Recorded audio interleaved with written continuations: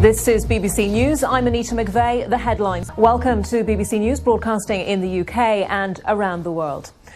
The EU and Turkey say they have agreed the broad principles of a deal aimed at stemming the flow of migrants making the often hazardous sea crossing to Europe. The President of the European Council, Donald Tusk, said the deal would end what he describes as irregular migration to the continent. The full details will need to be hammered out at another summit next week. Our Europe correspondent Chris Morris reports from Brussels. And let's go live to Brussels now. Our political correspondent Ben Wright is there. Ben, hello to you. We're hearing about a broad agreement with details still to be worked out. In reality, how much of a gap is there between those two positions, the broad detail, the broad agreement and those details? OK, Ben, thank you for that. Ben Wright in Brussels. Well, in Lesbos, dozens of migrants have been picked up by the Greek Coast Guard. My colleague Danny Savage is there. Danny Savage reporting from the Greek island of Lesbos.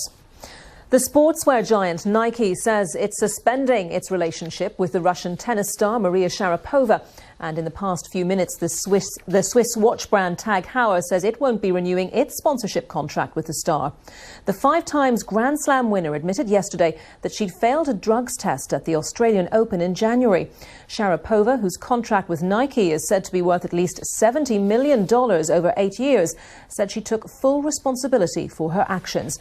Our sports editor Dan Rowan reports.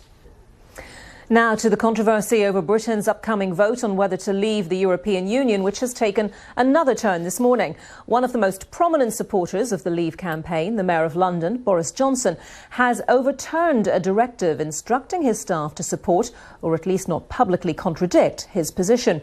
It comes after Mr Johnson accused pro-EU campaigners of trying to gag opponents. Let's get more on this now with our assistant.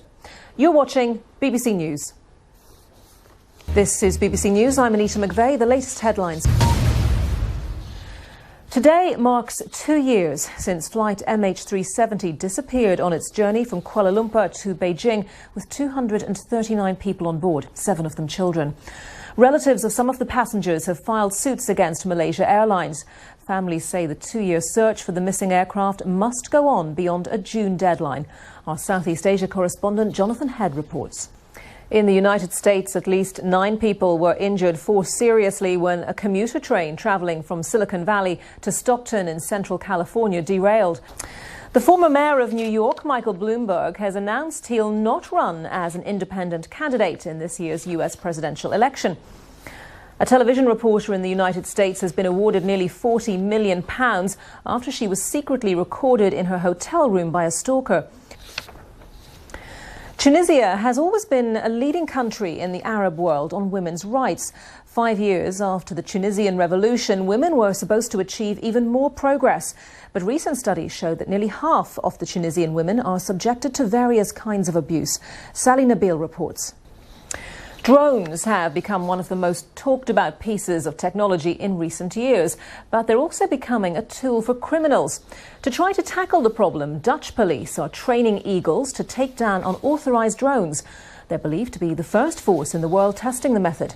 Our correspondent Anna Holligan went along to an airbase in the Netherlands to find out more. Now let's just show you these chilly looking pictures from Russia, where 2 divers have completed the world's deepest dive. Now, a pair of panda cubs born in Toronto Zoo has been hailed as a symbol of international cooperation as they officially received names that pay tribute to the country of their birth. The male cub, named Jiapan Pan, means Canadian hope, and the female cub's name means Canadian joy. Prime Minister Justin Trudeau said the pandas represent the growing bond between Canada and China, where they will eventually be sent. You're watching BBC World News.